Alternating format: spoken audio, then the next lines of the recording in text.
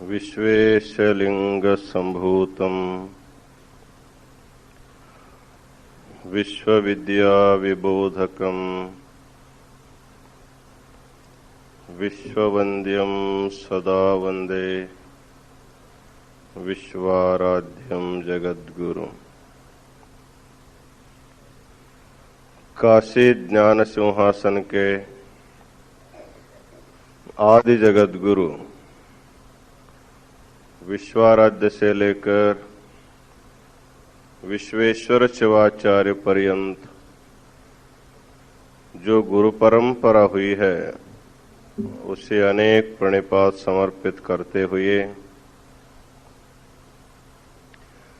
इस पवित्र काशी क्षेत्र के जंगमबाड़ी महामठ में कोटि बिल्वार्चन के उपलक्ष्य में चल रहे इस ज्ञान सत्र में उपस्थित औनकर महाराज, गौड़गांवकर महाराज, काशी वीर शैव विद्वत संघ के समस्त विद्यार्थीगण,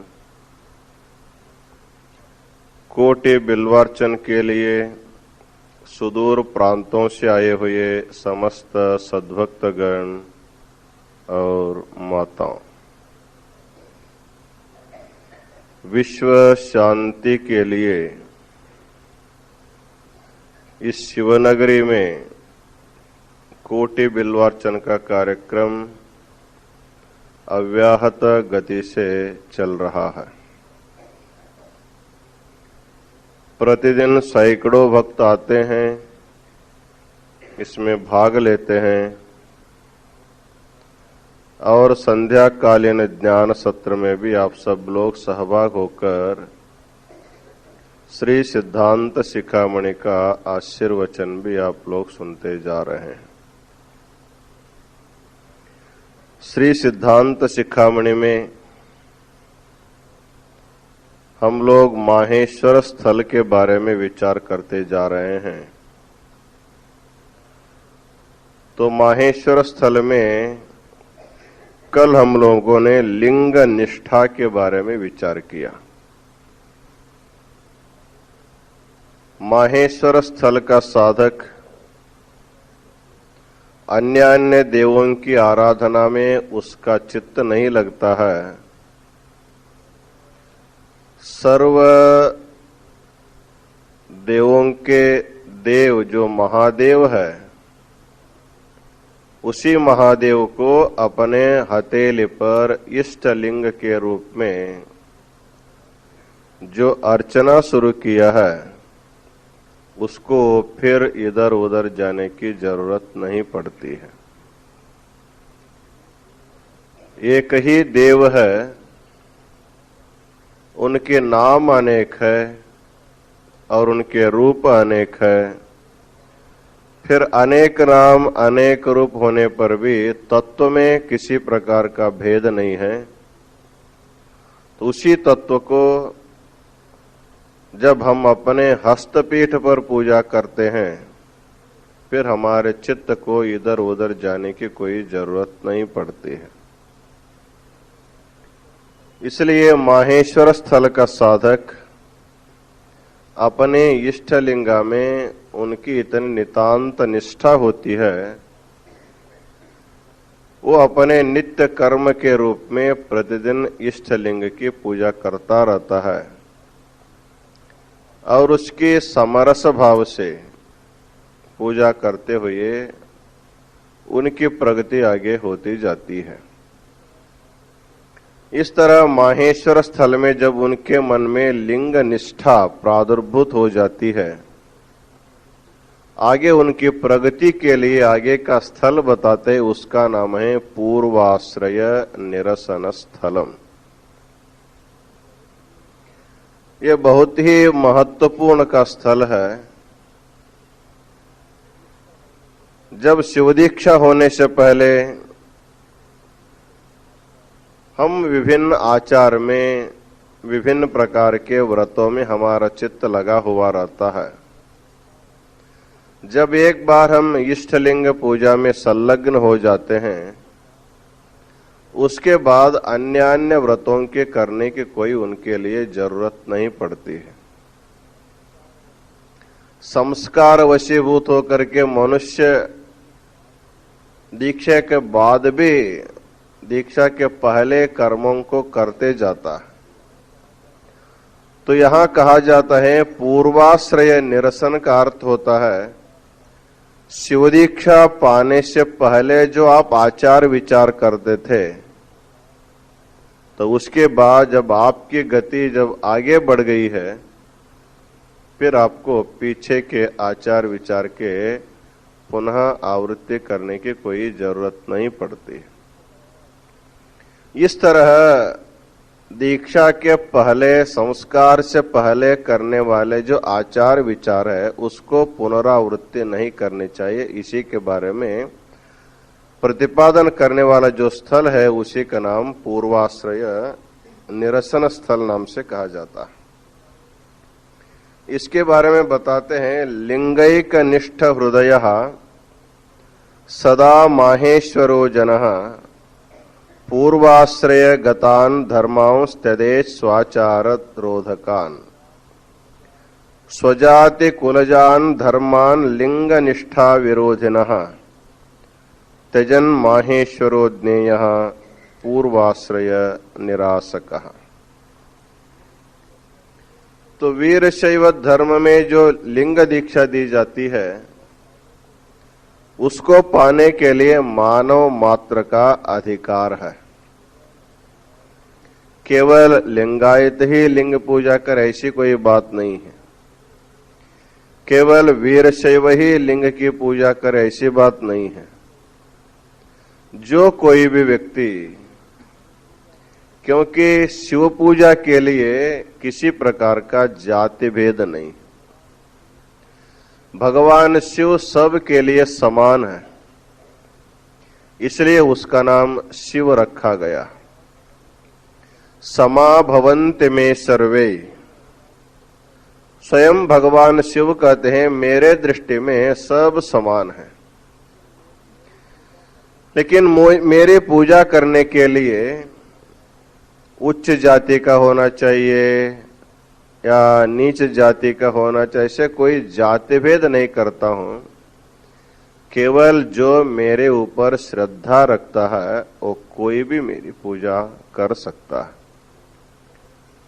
इसलिए इस समय दीक्षा लेने के लिए कोई भी दीक्षा ले सकता है। दीक्षा लेने के बाद उनका जो पूर्वाश्रम का जो आचार विचार था,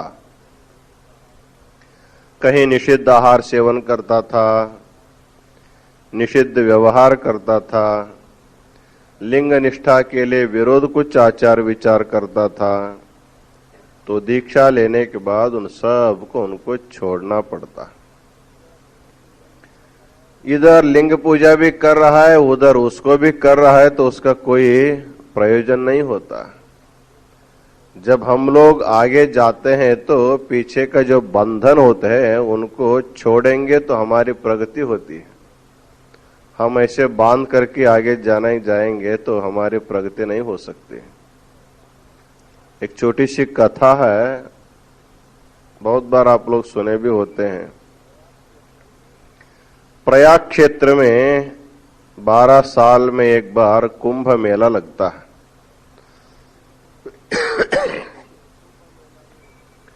तो कुंभ मेला में त्रिवेणी संगम में स्नान करने के लिए बहुत से लोग जाते हैं। रेल से जाते हैं, बस से जाते हैं, अपने निजी कार गाड़ी से जाते हैं। कुछ लोग नौका यात्रा भी करके प्रयाग जा सकते हैं। एक बार काशी के कुछ लोगों ने विचार किया, रेल में बस में भीड़ भाड़ में जाने की अपेक्षा हम अपनी एक नौका लेकर के हम लोग चलेंगे। तो उन लोगों ने विचार किया कि दिन में जाएंगे तो गर्मी रहेगी, इसलिए रात में हम लोग चलेंगे, हवा भी ठंडक रहता है और हम लोग आराम से सुबह सुबह होते होते हम जा करके पहुंच जाएंगे। तो काशी के लोगों को भांग पीने की आदत होती है। भगवान को भी भांग का भोग लगाते हैं और उसको पीते हैं। तो भांग पीने के बाद बुद्धि थोड़ा मंद हो जाती है। हम कहाँ बैठे हैं, हम क्या कर रहे हैं, इसको मनुष्य उतना जल्दी से आसानी से नहीं जानता, अपने को भूल जाता। तो 4 मित्र एकत्र आए, एक नौका में बैठ गए, खूब भांग पी लिए और नौका चलाने लगे। चलो जल्दी जल्दी हम लोग सुबह सुबह पहुंच जाएंगे। तो घंटे घंटे में वो बदलते बदलते नौका चलाते रहे। जब सुबह होने लगा, सूर्योदय का टाइम था, तो उनकी नशा जो है उतर गई थी। तब किसी ने कहा, देखो हम कहां तक आए हुए हैं। तो आंख खोल करके देखता है कि वही काशी में दशाश्वमेध घाट में ही है। और कहा कि हम जहां जिस घाट से निकले थे अभी हम लोग उसी घाट में हैं। ने कहा कि तुम्हारी बुद्धि ठीक है कि नहीं है? रात भर नौका चलाने के बाद हम वहीं कैसे रह सकते हैं? हमारा परिश्रम व्यर्थ कैसे जाता है? कहा तुम आंख खोल करके देखो। जब वो देखने लगा कि उनको भी दशाश्वमेध घाट ही दिखाई दे रहा है। इस तरह जब चारों ने देखा, चारों को लगा कि हम जहां थे वहीं हैं, लेकिन हमारा परिश्रम व्यर्थ कैसे गया, हम आगे क्यों नहीं पहुंचे। तो देखते हैं ये नाव को रस्सी से बांधा गया था और खूंटी में, उसको बिना छुड़ाए वो लोग ऐसे पतवा चला रहे हैं, नौका चला रहे हैं। तो चलाने का काम तो खूब हुआ, लेकिन प्रगति एक पग भी आगे नहीं गए। जैसे हमको आगे जाने के लिए वो पहले का जो बंधन है उसको हम छुड़ा लेंगे, तब हमारी आगे प्रगति हो सकती है। सुबह तक पूरा हम इलाहाबाद भी नहीं पहुंच सके तो आधा रास्ता तो जा सकते थे, लेकिन हम जहां हैं वहीं हैं। इसका एकमात्र कारण होता है हम अपने पूर्व के आचारों के, दुराचार, जो भी असंस्कार विचार है उससे हम लोग बंधे हुए हैं। तो उन संस्कारों को मन में रख करके हम पूजा भी करते हैं, इधर उधर भी जाते हैं, इधर भी करते हैं। तो हमारी प्रगति कैसे होती है? ऐसे ही है। थोड़ा आगे जाना फिर पीछे आना, फिर आगे जाना पीछे आना। इसलिए कहा जाता है कि आगे जब जाते हैं तो पीछे मुड़ के नहीं आना। हम लोग ऐसा नहीं करते हैं। थोड़ा जाते हैं फिर वापस आते हैं, फिर थोड़ा जाते हैं फिर वापस आते हैं। इसी में हमारा जीवन जो है गुजर जाता है। तो हम जहां हैं वहीं हैं, हमारी प्रगति हमको मालूम नहीं पड़ती। इसलिए यहां पर कहा जाता है संस्कार लेने से पहले, शिव संस्कार लेने से पहले आपका जो भी सामान्य प्राकृत आचार विचार था उन सब को छोड़ करके आपको आगे जाना चाहिए। इतना ही नहीं, आप अपने आचार विचार में जब आपकी प्रगति होती है, आप आगे बढ़ते हैं, तो आपके परिवार के लोग भी यदि उसमें बाधा डालते हैं तो परिवार के मोह में अपनी साधना नहीं छोड़ना चाहिए। परिवार को छोड़ दे लेकिन अपनी साधना को नहीं छोड़ना चाहिए। आपको मालूम ही होगा अक्का महादेवी अपने व्रत में जब अपना पति ही उसमें प्रतिबंधक हो जाता है तो राज्य को छोड़ देती है, अपने पति को भी छोड़ देती है, लेकिन अपने व्रत को नहीं छोड़ती है। इसलिए उनकी प्रगति हो गई। मल्लिकार्जुन से इतना निकट संबंध हो गया तो अपने आराध्य को अपने पति के रूप में मानने लगी। मीराबाई भी अपने परिवार छोड़ करके चली गई। प्रहलाद भी अपने पिता को भी छोड़ के चला गया।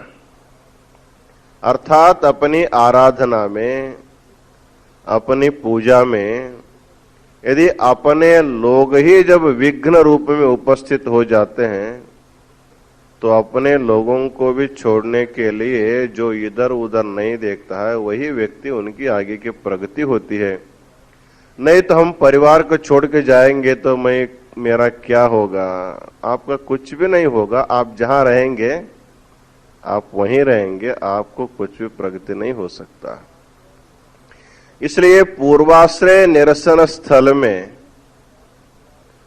अपने आचार विचार के लिए जो प्रतिबंधक होने वाले प्राचीन आचार है उसको भी छोड़ना है, और जो हमारे आचार विचार के लिए प्रतिबंधक करने वाले जो भी व्यक्ति भी होंगे, तो हमारी साधना में कोई व्यक्ति हमारे लिए बड़ा नहीं होता। हमारा इष्ट ही हमारा बड़ा तत्व है। इष्ट लिंग ही हमारे लिए श्रेष्ठ तत्व माना जाता है। तो उनके सामने कोई बड़ा व्यक्ति नहीं होता है। तो इसलिए जब भी कुछ भी छोड़ते हैं तो छोटे को छोड़ करके बड़े स्थान में जाने के लिए सब लोग सोचते हैं। यदि कोई क्लर्क पोस्ट में काम कर रहा है, उनको जब मैनेजर पोस्ट मिलेगा वो झट से छोड़ के चला जाता है। अरे मैं 10 साल इसी कुर्सी पर बैठ कर काम कर रहा हूं और इस कुर्सी में हमारे बहुत से मित्र लोग हमसे संपर्क रखते थे, अब इस कुर्सी छोड़ करके मैं कैसे जाऊंगा? ऐसे यदि विचार करेगा तो उनको वहीं बैठना पड़ता। कहा है जीवन भर उसको क्लर्क ही होना पड़ता। जैसे सांसारिक जीवन में, व्यवहारिक जीवन में मनुष्य की तरक्की होती जाती है, प्रमोशन होता जाता है, तो आगे बढ़ता है, आगे बढ़ता है, परमोच्च स्थान तक व्यक्ति जा करके पहुंच सकता। अर्थात पीछे के स्थान को, पीछे के व्यवहार को छोड़े बिना आगे जैसे नहीं जा सकता है, उसी प्रकार यहां माहेश्वर स्थल में आने के बाद जब हमारी निष्ठा अपने इष्टलिंग में हो जाती है, जो कुछ भी हमको करना है तो उसी की पूजा करनी है, उसी की स्तुति करनी है, उसी में लग जाना है, तो एक जगह चित्त निरंतर लगने से मनुष्य की प्रगति शीघ्र हो जाती है। इसलिए यहाँ पूर्वाश्रय निरसन स्थल में अपने आचार विचार को, पूर्व प्राक्तन जो आचार विचार है उसको भी छोड़ना है, और इसके अलावा हमारे उत्कृष्ट आचार विचार के लिए प्रतिबंधक होने वाले व्यक्तियों को भी छोड़ के जाना है। इसी को पूर्वाश्रय निरसन स्थल कहा जाता है। तो मनुष्यों को यहां सिद्धांत शिखामणि में जब आचार विचार की बात आती है तो इस सृष्टि में आने वाले जितने भी मनुष्य समाज है उसको 2 भागों में यहां पर उसका विभाजन किया जाता है। विशुद्धा प्राकृताश्चेति द्विविधा मानुषा स्मृता शिव संस्कारिण शुद्धा प्राकृता इतरे मता। तो कहते हैं शुद्धा और प्राकृता, मनुष्यों को 2 भागों में विभक्त किया जाता है। जैसे सामान्यतः हम लोग सभी प्राणियों को या मनुष्य को 2 भागों में विभक्त कर सकते, जैसे स्त्री और पुरुष नाम से 2 भागों में हम लोग विभक्त कर सकते हैं। लेकिन इस विभाग की अपेक्षा ये जो शुद्ध और प्राकृत रूप से जो विभाग किया जाता है वो उससे भी श्रेष्ठ विभाग माना जाता है। शुद्ध मनुष्य और प्राकृत मनुष्य। प्राकृत का अर्थ होता है प्रकृति से जैसे उत्पन्न हुआ है वो वैसे ही है, उसके ऊपर किसी प्रकार का संस्कार नहीं हुआ है, उसको कहते हैं प्राकृत।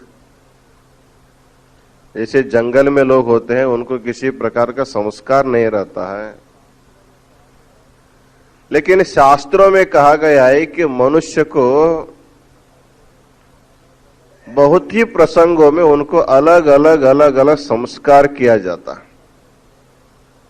संस्कार करने से मनुष्य में, व्यवहार में, आचार में, विचार में उसका फर्क आता जाता है। तो हमारे संस्कृति में, तत्रापि वीरशैव संस्कृति में 10 प्रकार के संस्कार माने जाते हैं। पहला संस्कार होता है गर्भाधान संस्कार, उसके बाद आता है सीमंत संस्कार, उसके बाद आता है जातकर्म संस्कार, उसके बाद आता है लिंग धारण संस्कार, अन्नप्राशन संस्कार, चौल कर्म संस्कार, उसके बाद आता है जब बड़ा हो जाता है विवाह संस्कार, उसके बाद सबसे अंत में आता है अंत्य संस्कार। अर्थात समय समय पर मनुष्य को ये संस्कार करते जाना पड़ता है। संस्कार करने से उस तत्व में, उस पदार्थ में कुछ अतिशयता आ जाता है। संस्कार नहीं करने से उसमें कोई परिवर्तन नहीं आता। इसलिए मनुष्य को आमूल परिवर्तन करने के लिए उसको पहले से संस्कार किया जाता है। तो पहले गर्भाधान संस्कार होता है, उसके बाद होता है सीमंत संस्कार किया जाता है। अर्थात जब स्त्री गर्भवती हो जाती है तब उस शिशु को उद्देश्य करके कुछ संस्कार किया जाता है और गर्भस्थ शिशु को भगवान का एक अंश मान करके उस स्त्री को, गर्भवती स्त्री को इतना महत्व दिया जाता है, उतना महत्व दिया जाता है। उसको भी स्वामी लोगों के जैसे रोज उनको बिना मिलता है, रोज खाने जाते हैं। और उसके बाद जब 8वें महीने में उसको, गर्भस्थ शिशु को लिंग धारण संस्कार किया जाता।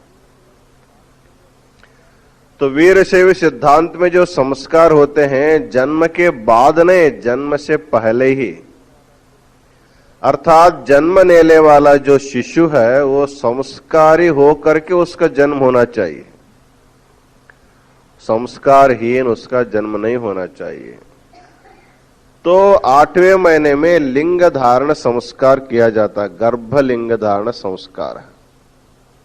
तो शास्त्रकारों ने कहा है जब गर्भस्थ शिशु जब 7वें महीने का होता है तब उनको जन्म जन्मांतरों का ज्ञान होता है, पिछले कई जन्मों का ज्ञान, और आगे जन्म लेने के बाद क्या उनको सुख दुख मिलने वाला है। अर्थात भूत और भविष्य का ज्ञान प्रत्येक शिशु को होता है। 7वें महीने में प्रत्येक शिशु को प्राप्त हो जाता है। आप कहेंगे महाराज हमको तो कोई याद ही नहीं है। जब 8वें महीने लगता है तो गर्भस्थ शिशु के मन में ऐसा होता है कि जब जन्म लेने के बाद इतना जब दुख भोगना है, इतना दुख भोगने के अपेक्षा मर जाना ही अच्छा है, ये भावना उसके मन में निर्माण हो जाती। उसका नाम है मुमूर्षु भावना, मर्तुम इच्छा, मरने की तीव्र इच्छा उस शिशु के मन में उत्पन्न हो जाती। प्रायः मनुष्य क्यों मरना चाहता है? कोई मरना नहीं चाहता। मरणासन व्यक्ति भी मरना नहीं चाहता। तो मनुष्य सोचता है कि हम अधिक से अधिक दिन रहे, 100 साल नहीं, 200 साल, 500 साल, 1000 साल भी रहना चाहता है। मरना इसलिए नहीं चाहता है कि हमारी जो आत्मा है वो अमर है, वो कभी मरने वाला नहीं है। आत्मा की भावना लेकर के जीवात्मा सोचता है कि मेरी मृत्यु कभी न हो जाए, मैं सदा सदा रहो। लेकिन आत्मा सदा रह सकती, लेकिन यह आत्मा इस शरीर को लेकर के नहीं रह सकती, क्योंकि शरीर के लिए आयु, विद्या, वित्त, ये सब उसके लिए निर्धारित किया गया है। प्रारब्ध कर्म समाप्त होने तक शरीर रहता, प्रारब्ध कर्म समाप्त होने के बाद शरीर किसी का भी नहीं रहता। तो नश्वर शरीर को लेकर के जीवात्मा रहना चाहता, इसी में उसको दुख होता। वस्तुतः मैं अजर हूं, अमर हूं, इसका ज्ञान जब वस्तुतः हो जाता है तो मरणशील शरीर मृत्युमुख में जाने के बाद उसको दुख नहीं हो सकता। लेकिन हम शरीर से भिन्न हैं, मेरी आत्मा अलग है, इसकी जानकारी नहीं होने के कारण जीवात्मा को दुख होता है। इसलिए जब भी मनुष्य जरा से आक्रांत होता है, अर्थात बुढ़ापा से आक्रांत होता है, तब उनको धीरे धीरे लगता है कि अब मैं मरने वाला हूं, मैं मरने वाला हूं। तो उसके मन में दुख आने लगता। अर्थात मरना कोई नहीं चाहता है। मरने का जो दुख है, इसी के कारण या अनेक प्रकार के जब दुख हो जाते हैं, संसार में नाना प्रकार के वेदनाएं कष्ट हो जाते हैं, तब रहने की इच्छा रखने वाला व्यक्ति भी मरना चाहता है। बहुत से लोग आत्महत्या करके मर जाते हैं, मृत्यु आने से पहले भी मर जाते हैं। क्यों मरते हैं? दुख से भयभीत होते हैं। असाध्य दुख को भोगना नहीं होता है। जब मन को भोजा हो जाता है तो वो सोचता है कि मरेंगे तो सारा दुख मिट जाएगा, ऐसा सोच करके मरने के लिए जाता। लेकिन यह बात को सोचना चाहिए, मरने से दुख दूर नहीं होते। आप मरेंगे तो इस शरीर से जो आप दुख भोगना था, वो फिर दूसरे शरीर से आपको भोगना ही पड़ता। इसलिए मरने से दुख नहीं होता, दूर नहीं होता। फिर भी जीवात्मा को इतनी जानकारी नहीं रहती, इसलिए वो सोचता है कि दुख भोगने के अपेक्षा मर जाना अच्छा है। जैसे जीवित व्यक्ति सोचता है, उसी प्रकार गर्भस्थ शिशु भी सोचता है कि जन्म लेने के बाद इतना दुख ही दुख है, ये दुख भोगने के अपेक्षा मर जाना अच्छा। इस प्रकार 8वें महीने लगते ही प्रत्येक गर्भस्थ शिशु के मन में मरने की तीव्र इच्छा उत्पन्न हो जाती है। अतः कहा जाता है, जब 8वें महीने में शिशु का जब प्रसव हो जाता है तो बचता नहीं है। 7वें महीने में बच सकता है, 9वें महीने के बाद बच सकता है, लेकिन ठीक ठीक 8वें महीने में यदि किसी शिशु का जन्म हो जाता है तो मर जाता है। इसका एक ही कारण है कि उस समय गर्भस्थ शिशु के मन में मरने की अत्यंत तीव्र इच्छा रहती है, इसलिए वो मर जाता है। तो हमारे आचार्यों ने गर्भस्थ शिशु के मन के जो मानसिक स्थिति है, इसका उन्होंने अध्ययन किया। कितना बड़ा मनोविज्ञानी हमारे लोग होंगे। हमारे सामने के व्यक्ति के मनोविज्ञान को हम लोग जान सकते हैं बहुत परिश्रम करके, लेकिन गर्भस्थ शिशु का मनोविज्ञान उन लोगों ने अध्ययन किया। सोचा कि ये बच्चा जो दुख के कारण मरना चाहता है, लेकिन इनको दुख दूर करने के लिए इनको कुछ धैर्य देना चाहिए। जब धैर्य मिल जाता है तो मनुष्य मरने नहीं जाता। हाँ, तुम भयभीत मत, तो हम तुम्हारे पीछे हैं। हाँ, हम तुम्हारे पीछे हैं, तुमको कुछ भी हो जाएगा तो हम उसको होने नहीं देंगे, तुम्हारा बाल बांका नहीं होने देंगे, तुम डरो मत। ऐसे यदि कोई धैर्य देगा तो मरने वाला आदमी वापस आ जाता, चलो अब हमारे पीछे लोग हैं। अर्थात धैर्य जब आ जाता है तो मरने के आसन्न व्यक्ति भी मरता नहीं है। उसी प्रकार हमारे आचार्यों ने गर्भस्थ शिशु को धैर्य देने के लिए उनको लिंग धारण करते हैं और उनको माता के कर्ण के द्वारा मंत्रोपदेश करते हैं। तुम दुख के लिए मत डरो, क्योंकि तुमको हम इष्टलिंग दे रहे हैं। इसका नाम ही इष्टलिंग है। तुम्हारे सारे अनिष्टों को ये दूर करने वाला है और इष्टार्थ को प्रदान करने वाला है। और तुम्हें जो मंत्र हम दे रहे हैं, पंचाक्षरी महामंत्र, ये सप्त कोटि मंत्रों में सबसे श्रेष्ठ मंत्र है। इसके मनन करने से मननात् त्रायत इति मंत्र। जो व्यक्ति इसके पुनः पुनः आवृत्ति करता है, इसका जप करता है, उनके सारे पाप दूर हो जाते हैं। उनको किसी प्रकार का भीति नहीं रहते। साक्षात शिव ही उसकी रक्षा करता है, तो उसको भयभीत होने की कोई कारण नहीं है। ऐसा जब उनको धैर्य मिल जाता है तो मरने वाला व्यक्ति भी उस समय मरता नहीं है। तो इस तरह गर्भस्थ शिशु के भय को दूर करने के उद्देश्य से पहला 8वें महीने में उसको लिंग धारण संस्कार किया जाता है। तो लिंग धारण करने के बाद फिर जब शिशु का प्रसव हो जाता है, तो प्रसव होने के बाद 5वें दिन में या 10वें दिन में पुनः माता के लिंग को और शिशु के लिंग को पुनः अभिषेक करके शुद्ध किया जाता है। क्योंकि सूते सूतक के दोष को दूर करने के लिए पुनः माता के इष्ट लिंग को और शिशु के लिंग को पुनः अभिषेक करके उनके परंपरागत गुरु जो है शिशु के गले में लिंग धारण करते हैं। इसका नाम है लिंग धारण संस्कार, पहला होता है। लिंग धारण संस्कार के बाद पुनः अन्न प्राशन संस्कार होता है, चौल कर्म संस्कार होता है, और उसके बाद फिर विद्यारंभ संस्कार होता है। ऐसे जब आगे आगे जाता है तो उसको पुनः बड़ा होने के बाद विवाह संस्कार किया जाता है। तो विवाह संस्कार के बाद उनके लिए करने वाले संस्कार खत्म हो जाते हैं। अब फिर आगे उनका जब शरीर छूट जाता है उसको अंत्य क्रिया संस्कार कहते हैं, उसको अंत्येष्टि संस्कार। इस तरह प्रत्येक अवस्था में समय समय पर जिनको संस्कार किया जाता है उसको शुद्धाहा, ये लोग शुद्ध मनुष्य हैं, अर्थात संस्कार पाए हुए हैं। उनको गर्भस्थ अवस्था से लेकर के अंत समय तक प्रत्येक समय समय पर उसको संस्कार किया। ऐसे जो संस्कार जो शुद्ध होते हैं उनको शुद्ध कहते हैं।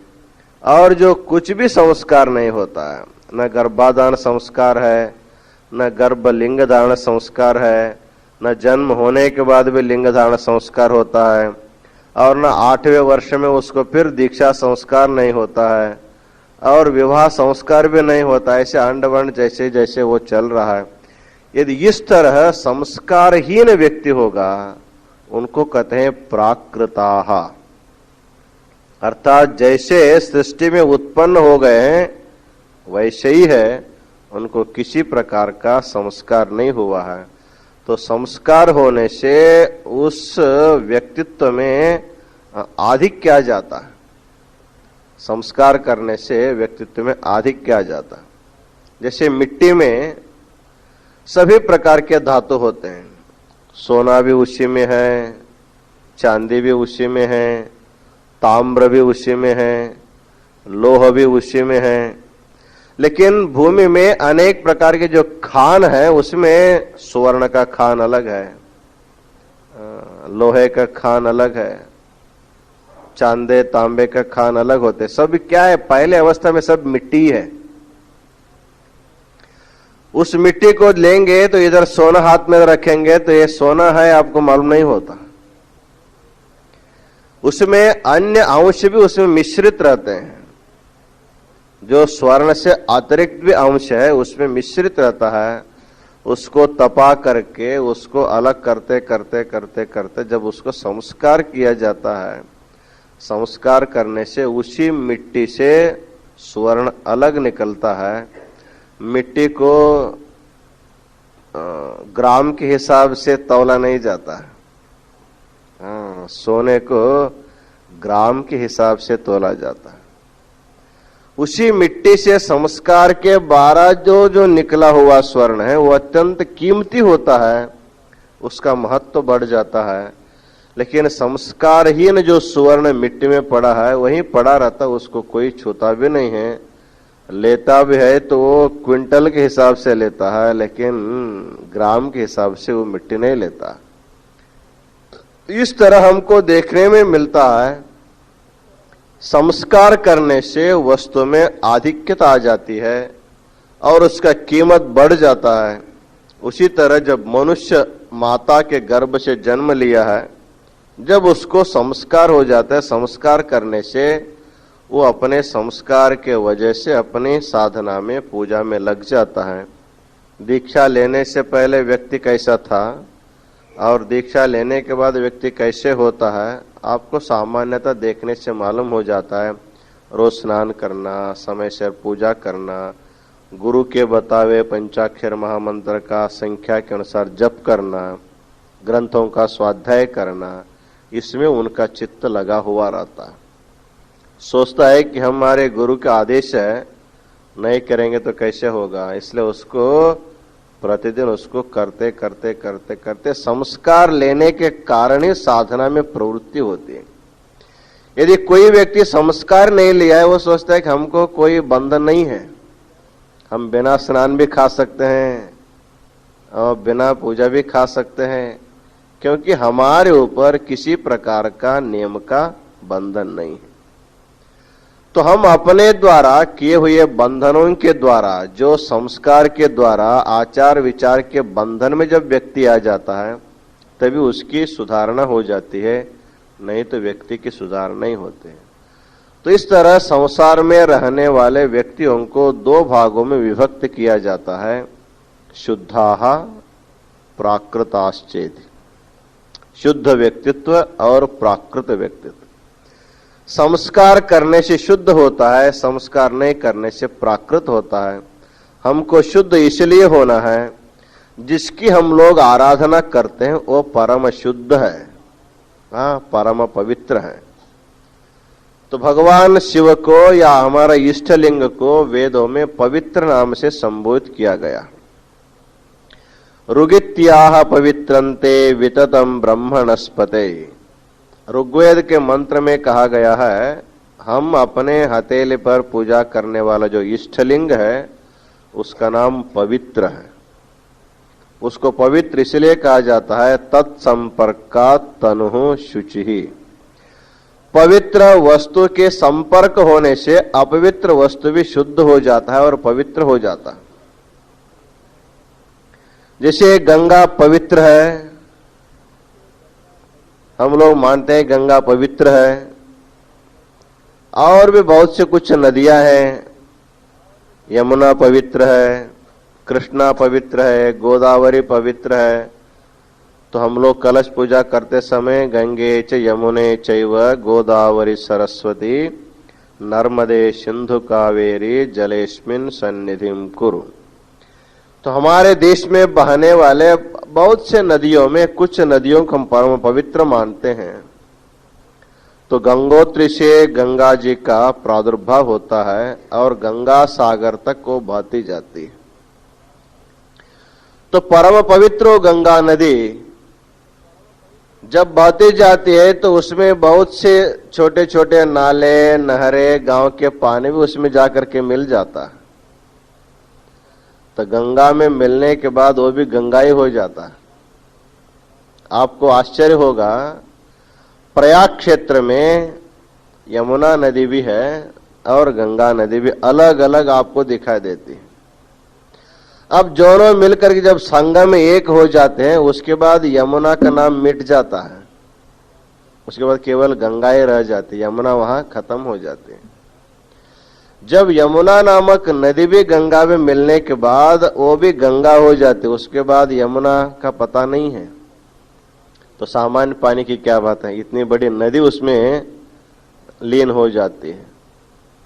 इस तरह शुद्ध व्यक्ति शुद्ध तत्व के साथ यदि सामान्य तत्व मिल जाता है, उसको उतना ही स्थान मान मिलता है। तो प्रयाग में गंगा का स्थान अलग है और यमुना का स्थान अलग है, लेकिन काशी आने के बाद दोनों मिल के आते हैं, तो यहाँ उसको दोनों मिलकर गंगा ही मानते हैं, उसको उतना ही पवित्र माना जाता है। तो पवित्र वस्तु के साथ यदि सामान्य वस्तु मिल जाता है तो उसको भी उतना ही महत्व होता है। जैसे आप लोग दूध खरीदते हैं, दूध में पानी मिला करके बेचते हैं लोग, शुद्ध दूध बेचना तो मुश्किल ही है। कोई भी दूध व्यापारी होगा, कुछ न कुछ पानी उसको मिलाए बिना उसको समाधान नहीं होता, उसका स्वभाव हो गया। जब आप दूध खरीदते हैं, दूध में जितना पानी का मिश्रण हुआ है उसका भी दाम दूध का ही बराबर दाम उसको भी मिलता है। यदि 20 लीटर में 1-2 लीटर पानी मिलाया हो तो 2 लीटर पानी का मूल्य भी वो दूध का ही कितना कीमत होता है उतना ही पानी का भी कीमत है। आप अलग 2 लीटर पानी बेचने जाएंगे तो कोई खरीदेगा? कहता हमारे घर में बहुत से पानी है, तुम्हारे पानी क्यों खरीदेंगे? नहीं जी, इसको दूध में मिलाना था, नहीं मिलाए, इसको अलग से रखें, इसलिए इसको 10 लीटर में ये 2 लीटर तुम ले जाओ। वो कहता है तुम्हारे घर में रहने दो। यदि आप मिला के रखें तो उसको चुपचाप ले जाता, उसको कुछ कहना नहीं होता। तो दूध का कीमत अलग है और पानी की कीमत अलग है। जब दूध में पानी मिल जाता है तो मिलने के बाद दूध के बराबर उसका भी दर्जा मिल जाता है। अर्थात कीमती वस्तु के साथ कीमतहीन वस्तु मिल जाता है तो उसका भी उसके जैसे बराबर हो जाता है। गेहूं में, चावल में कुछ कंकड़ है, पत्थर है, मिट्टी के ढेले भी होते हैं। जब आप तौल के लाते हैं तो सब सगड़ उसका तौल होता है। आने के बाद उसको अलग अलग बिन करके अलग आप फेंक देते हैं। तो यहां पर हमको सोचना है कि कोई वस्तु किसी के साथ मिल जाता है, यदि मिलावट अच्छे वस्तु के साथ बुरी वस्तु की मिलावट हो गई है तो बुरी वस्तु भी अच्छी वस्तु के बराबर उसको कीमत उसको मिलता रहता। तो उसी प्रकार जीवात्मा जो है उसको परमात्मा होना है। जीवात्मा शुद्ध है,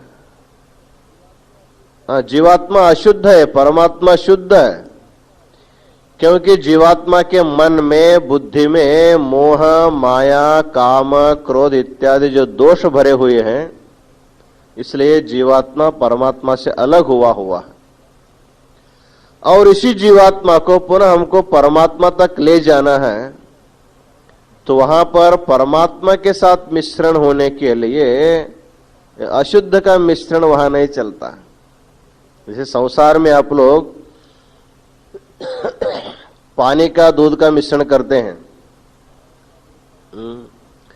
और मिट्टी का गेहूं का मिश्रण करते हैं, लेकिन पारमार्थ में इस प्रकार शुद्ध का अशुद्ध का मिश्रण बिल्कुल नहीं हो सकता। जो भी अशुद्ध है उसको भी शुद्ध होने के बाद ही उसके साथ उसका मिश्रण हो सकता है। इसलिए सिद्धांत शिखामणि में अंत में कहते हैं, जले जलमिवन्यस्तम वह्नौ वह्निरिवार्पितम। जल में जल मिलाने से, दूध में दूध मिलाने से जैसे उनको अलग नहीं किया जा सकता, लेकिन मिश्रण में हम लोग अलग कर सकते हैं। दूध में पानी मिलाया हुआ है तो पानी को, दूध को हम लोग अलग कर सकते हैं। जब एक नमक का ढेला उसमें डाल दीजिए और दूध अलग हो जाता है और पानी भी अलग हो जाता है। या तो उसको, दूध को दही जमाने के बाद उसको कपड़े में बांध करके ऊपर टांग दीजिए। जब आपको श्रीखंड, जब आपको श्रीखंड बनाना है तब क्या करते, उसमें जो मिला हुआ पानी का अंश है उसको पूरा निकाल देते, कपड़े में बांध करके टांग देंगे तो मालूम होता है कि इस दूध में कितना पानी मिला हुआ था। तो दूध में मिले हुए पानी को हम इसलिए अलग कर सकते हैं, दूध अलग है, पानी अलग है। और चावल में, गेहूं में मिश्रित जो भी कक्कड़ पत्थर है उसको भी अलग कर सकते हैं बिन करके, लेकिन दूध में दूध मिलाएंगे तो उसको अलग नहीं किया जा सकता। पानी में पानी मिलाएंगे तो अलग नहीं किया जा सकता, क्योंकि दोनों तत्व एक हो जाता है। तो हमको दूध के दूध में जैसे मिलावट होता है, सामरस्य होता है, उसी प्रकार परमात्मा के साथ जीवात्मा का सामरस्य होना है। कुछ समय के लिए उनके साथ रहना, बाद में हमको अलग से फेंक देना, ऐसा नहीं होना। तो इसलिए परमात्मा परम पवित्र है, परम शुद्ध है। उस शुद्ध परमात्मा के साथ जब हमारा सामरस्य होना हो तो हमको भी शुद्ध होना पड़ता है। शुद्ध हो करके उसमें हमको सामरस्य होना है। तो शुद्ध होने के लिए संस्कार आवश्यक है। तो परमात्मा पवित्र है, जीवात्मा अपवित्र है। इस अपवित्र आत्मा को, अशुद्ध आत्मा को शुद्ध करने के लिए ही दीक्षा संस्कार किया जाता है। और दीक्षा लेने के बाद जीवात्मा जब इष्टलिंग की आराधना करता है और पंचाक्षरी महामंत्र का निरंतर जप करता है तो जपतो नास्ति पातकम। तो कहा जाता है कि जो व्यक्ति निरंतर मन में भगवान शिव का नाम जो है, पंचाक्षरी महामंत्र जो है, उसका जब निरंतर आवृत्ति करता रहता है, उसी आवृत्ति के द्वारा वो इतना शुद्ध होता है, इतना शुद्ध हो जाता है, उनके सारे अशुद्धियां जो है दूर हो जाती हैं, उनकी आत्मा पवित्र बन जाता है। तो शुद्ध होने के बाद, पवित्र होने के बाद, पवित्र परमात्मा के साथ हमारा सामरस्य होने में कोई देरी नहीं लगती है। इसलिए यहां पर कहा जाता है जो प्राकृत लोग हैं वो परमात्मा के साथ समरस नहीं हो सकते हैं। जो शुद्ध लोग होते हैं वही परमात्मा के उनका सामरस्य हो जाता है। लेकिन यहां माहेश्वर स्थल में, पूर्वाश्रय निरसन स्थल में, ये संस्कार वाले लोग और असंस्कार वाले लोगों को भेद इसलिए कहा जाता है, जब आप संस्कार लिए हैं तो आपको असंस्कारी लोगों के साथ संपर्क नहीं रखना चाहिए। असंस्कारी लोगों के साथ जब आपका संबंध होगा फिर आपका संस्कार फिर कमी होते जाते हैं। अच्छा व्यक्ति भी बुरे लोगों के साथ मिलकर के बुरा बन जाता है और बुरा व्यक्ति भी अच्छे लोगों के साथ मिलकर के अच्छा हो सकता है, क्योंकि संग से, सहवास से मनुष्य बनता भी है और बिगड़ता भी है। कई बार आप लोग कहते हैं देखिए हमारे बच्चा इतना अच्छा था और संग के कारण, सहवास कर इतना बिगड़ गया, हमारे हाथ से वो अब छूट गया, हमारे हाथ में आना बहुत मुश्किल होता है। अर्थात पहले अच्छा था, बाद में बिगड़ गया। क्यों बिगड़ गया? उनका जो सहवास है, उनका जो संग है, वो संग अच्छा नहीं है। इसलिए जैसे हमारे कोई परिवार के व्यक्ति बुरे संग में जा करके जब बुरा हो जाता है तो हमको भी सोचना चाहिए हमारे घर में रहने वाले जितने लोग हैं, हमारे संस्कार के साथ उनका संस्कार मेल खाते हैं कि नहीं खाते हैं। अतः वीरशैव सिद्धांत में जो लिंगाचार नामक एक आचार है, 5 आचारों में एक आचार है, तो उसका नाम लिंगाचार है। तो लिंगाचार का अर्थ होता है हमारे घर में रहने वाले कोई भी होगा, पति होगा, पत्नी होगी, पुत्र होंगे और भी कोई परिवार के लोग होंगे, यदि आप केवल दीक्षा संस्कार पाए हैं, आपके परिवार के कोई लोग नहीं पाए हैं, उनके साथ संपर्क करना भी निषेध माना गया। अतः सब के लिए दीक्षा अनिवार्य है। वीरशैव सिद्धांत में घर में रहने वाले जितने लोग हैं सभी को समय पर अवश्य दीक्षा लेनी चाहिए, सभी को समान संस्कार से रहना चाहिए, सभी को एक गुरु के भक्त होना चाहिए, सभी को एक देव के भक्त होना चाहिए। उसमें इसलिए हमारे परंपरा में कुल परंपरा है, एक घर के लिए एक गुरु परंपरा आती है। तो आपके गुरु कौन है इसे पूछेंगे तो हाँ फलाने शिवाचार्य हमारे घर के गुरु है। तो एक परिवार के लोग एक ही गुरु इसलिए करना चाहिए, नहीं तो एक घर में 2-2 गुरु आएंगे तो फजीयत हो जाएगी।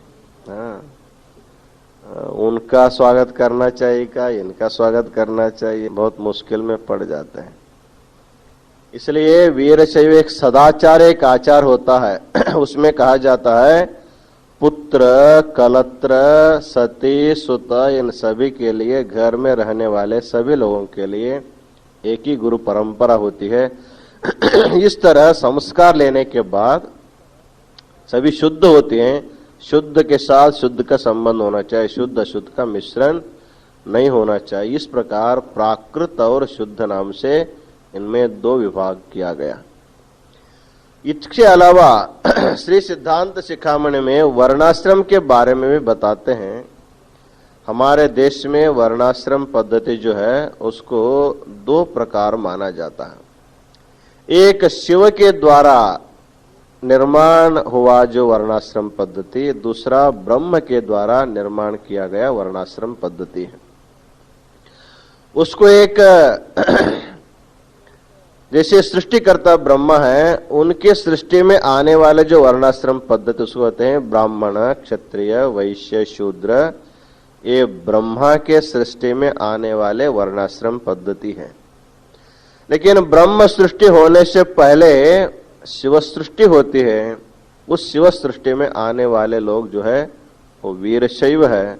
उनमें दो विभाग किया गया है, एक जंगम है, दूसरा पंचम। इस प्रकार दो समाज जो है वीरशैव में बताया जाता है। तो शिव सृष्टि में भगवान शिव के जो पंचमुख है, इन पंचमुखों से आविर्भूत वीर, नंदी, भृंगी, वृषभ और स्कंद, ये पंच जो गोत्र पुरुष है, इनके द्वारा जो उत्पन्न होते हैं उनको जंगम कहा जाता है। और भगवान के जो पांचवा मुख है, ईशान मुख है, उसके द्वारा उत्पन्न कालारे, मखारे, पुरारे, वेदारी, स्मरारे नाम के जो पंचम उत्पन्न हो जाते हैं, उनकी जो सृष्टि है उसको पंचम सृष्टि माने जाते हैं। इस तरह जंगम और पंचमों में गुरु और शिष्य का संबंध माना जाता है। तो ब्राह्मण आदि सृष्टि होने से पहले वीरशैव की सृष्टि होने के कारण इसको अप्राकृत सृष्टि माना जाता है, इसको अति वर्णाश्रम सृष्टि माना जाता है। इस तरह शिव सृष्टि में आने वाले जो वीरशैव है, वो लोग ब्रह्म सृष्टि में आने वाले लोगों के साथ संपर्क नहीं करना, संबंध नहीं करना, अपने संस्कार में आने वाले लोगों के साथ ही संबंध रखना चाहिए। इस तरह यहाँ पूर्वाश्रय निरसन स्थल में संस्कारी लोग और असंस्कारी लोग दो भाग करके, जो संस्कारी लोग हैं वो संस्कार लोगों के साथ संपर्क रखना, अन्य लोगों के साथ संपर्क नहीं रखना। रखने से हमारे संस्कार में कमी आ जाएंगे, हमारी प्रगति नहीं हो सकती है। इसलिए माहेश्वर को आगे प्रगति होने के लिए यहाँ पूर्वाश्रय निरसन स्थल में संस्कार असंस्कार के बारे में और शिव सृष्टि ब्रह्म सृष्टि के बारे में विचार करके शिव सृष्टि के लोग शिव सृष्टि के लोगों के साथ संपर्क रखेंगे, तभी आपकी समुचित प्रगति हो सकती है। इसी को बताने वाला जो स्थल है, इसको पूर्वाश्रय निरसन स्थल माना जाता है। आगे के स्थल के बारे में फिर हम कल विचार करेंगे। इन्हीं वचनों के साथ आज का आशीर्वचन पूर्ण करते हैं। ओम शांति शांति शांति।